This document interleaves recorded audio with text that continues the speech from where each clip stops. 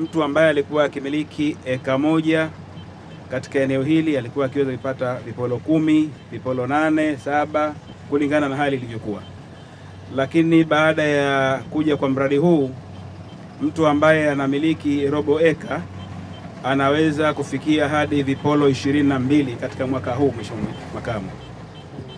Kwa hiyo kutoka eka moja na vipolo 10, lakini robo eka sasa hivi wako ambao wameweza kufika vipolo 22. Kwa hiyo ni hatua kubwa na maendeleo makubwa. Kwa kipindi tunachoendelea, shughuli zote za kilimo cha mpunga sasa hivi zinaweza zikafanyika kwa mashine, lakini takribani wale vijana ambao walikuwa hawataki kuingia kwenye sekta ya kilimo kwa kuogopa labda nguvu kazi kubwa na nini, basi shughuli zote hizo sasa hivi zinaweza zikafanyika kwa mashine kwa kutumia muda kidogo, lakini pia kwa kutumia kiasi kidogo sana cha fedha. Changamoto ya kwanza, mabadiliko ya hali ya hewa. Mabadiliko ya hali ya hewa asilimia kubwa yanapelekea kuweza kudrop kidogo kutokana na misimu ya masoko pamoja na mazao. Pia kuna changamoto ya barabara, kutoka barabara kuu mpaka kuingia ndani, kwa barabara yetu kidogo ina changamoto. Na ihamasisha serikali iwahamasishe wananchi ili kuweza kujiajiri katika sekta hii ya kilimo. Kilimo kinalipa. Tuwape elimu wananchi waelewe kwanza. Manake wananchi, wakulima wetu bado wana ukulima ule wa kizamani. Na waelewe kwa sababu uwekezaji kwenye eneo hili, wawekezaji wapo.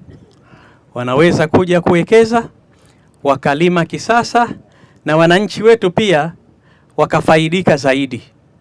Maana wana hofu kwamba labda akija mwekezaji wao watakuwa hawalimi tena. Mwekezaji atakuwa yuko tayari, atalima kwa mashirikiano yao, lakini kile kitakachopatikana pia watauza kwa yule mwekezaji, kwa maana ya soko litakuwa lipo. Sasa nadhani kitu muhimu sana kwenye eneo hili ni taaluma. Tuendelee kuwapa taaluma wakulima wetu ili wafahamu umuhimu wa uwekezaji kwenye kilimo. Hapo wenzetu tu Tanzania bara, Mheshimiwa Waziri, nyewe mashahidi, wenzetu wanalima vizuri sana.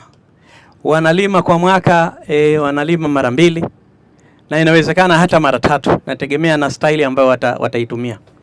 Sisi bado tunalima kwa mwaka mara 1. Najua kwa sababu ya upatikanaji wa maji, lakini naamini tunaweza kulifanyia kazi jambo hili, na kwa utaalamu wa ofisi yako Mheshimiwa Waziri, na sisi tukafika hatua hiyo ambayo wenzetu wamefika. Hakuna kisichowezekana, haya mambo yanawezekana. Na tuwatoe wakulima wetu kwenye taaluma ya kizamani, tuwapeleke kisasa. Kama leo tunaweza kulima kisasa, tunaweza kuvuna kisasa, tunaweza kufanya shughuli nyingine kisasa, kwa nini tushindwe kuwasaidia wakulima wetu? Nguvu kubwa ambayo tunaweza kuifanya, ya kwanza ni elimu, lakini la pili ni uwekezaji. Kishki TV, nuru ya dini yako.